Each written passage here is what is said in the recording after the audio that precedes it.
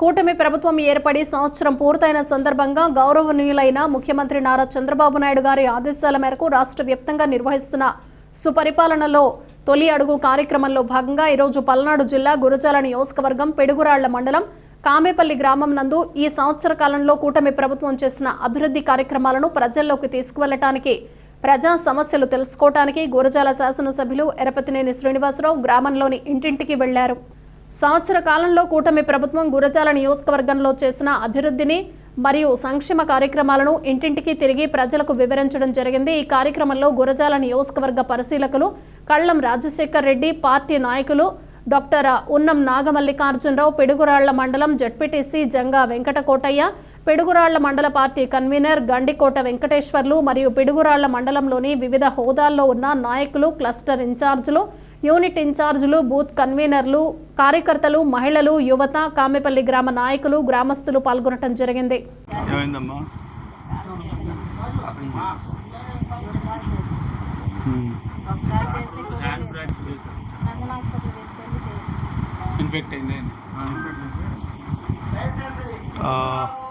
దీనికి డబ్బులు కట్టారా లేదా గవర్నమెంట్ బిల్స్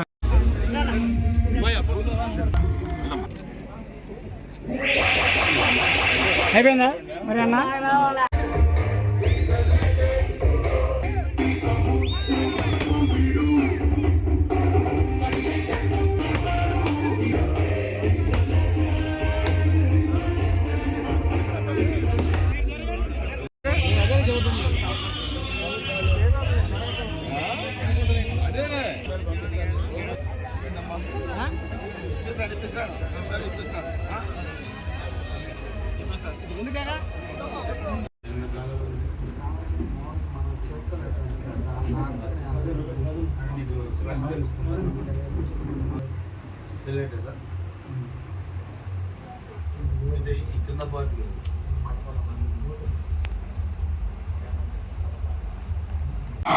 జూనియర్ కాలేజీ పిడుగురాల్లో ఆ రోడ్డు కాడ ఆగి ఈ రోడ్డు తెలుగుదేశం వాళ్ళు రియల్ ఎస్టేట్ చేస్తున్నారు, వ్యాపారం చేస్తున్నారని చెప్పి మాట్లాడారు.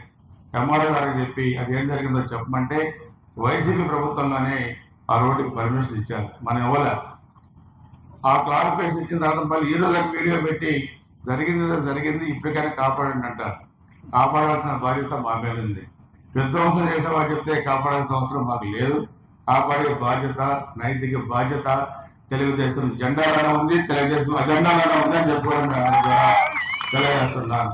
దానికి చాలా మంది మన కార్యకర్తలు అడుగుతున్నారు, అన్న వాళ్ళు అది చేశారు, అన్న వీళ్ళు ఇది చేశారు. మరి మన సంవత్సరం టైం వచ్చింది, వాడు ఇప్పుడు కూడా ఇష్టారాజ్యంగా మాట్లాడుతున్నాడు. వాళ్ళు మీరేమో వద్దంటున్నారంటే మన ఉద్దేశం దోషమైపోయిన రాష్ట్రాన్ని బాగు చేయడం ముఖ్యమంత్రి గారి ఉద్దేశం. కాబట్టి మనం వాడు తప్పు చేశాడని మనం తప్పు చేయాల్సిన అవసరం లేదు.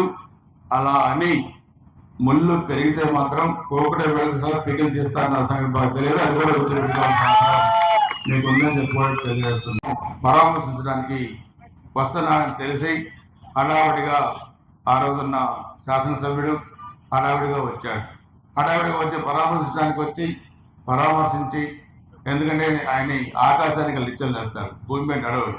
మీకు పట్టాలు ఇస్తాం, మీకు ఇల్లు కట్టిస్తాం, మీకు మేడలు కడతామంటే పక్కనున్న కార్యకర్తలు అన్నారు, సార్ వాళ్ళు చనిపోయారు కదా, వాళ్ళ కుటుంబానికి ఏదైనా చేద్దామంటే చేసే అలవాటు మనకి లేదు. కాబట్టి పక్క వాళ్ళపై పక్కన ఉన్న వాళ్ళ నాయకుల కార్యకర్తలపై చూస్తే వాళ్ళు అప్పుడప్పుడు డబ్బులు వసూలు చేసుకొని 30,000 రూపాయలు ఆ కుటుంబానికి ఇచ్చారు.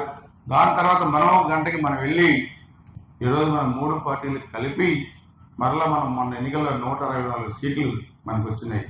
వైనాట్ 175 కుప్పం గెలుస్తామన్నారు, చివరి కడపలో మెజారిటీ సీట్లు మనకు వచ్చినాయి. ఈ జిల్లాలో వన్ సైడ్గా 17 సీట్లు మనకు వచ్చినాయి. 3 పార్లమెంట్లు మనకు వచ్చినాయి. అందుకని ఒళ్ళు కలిసిన కార్యక్రమాలు ఇష్టారాజ్యంగా మాట్లాడితే పద్ధతి కాదు.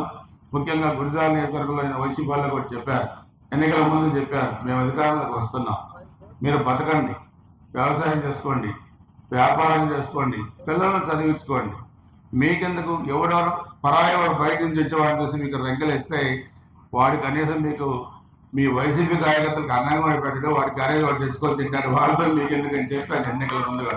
వాళ్ళతో మీకు అనవసరం అని చెప్పాను. ఈరోజు అదే పరిస్థితి. పరిస్థితి కూడా వచ్చింది.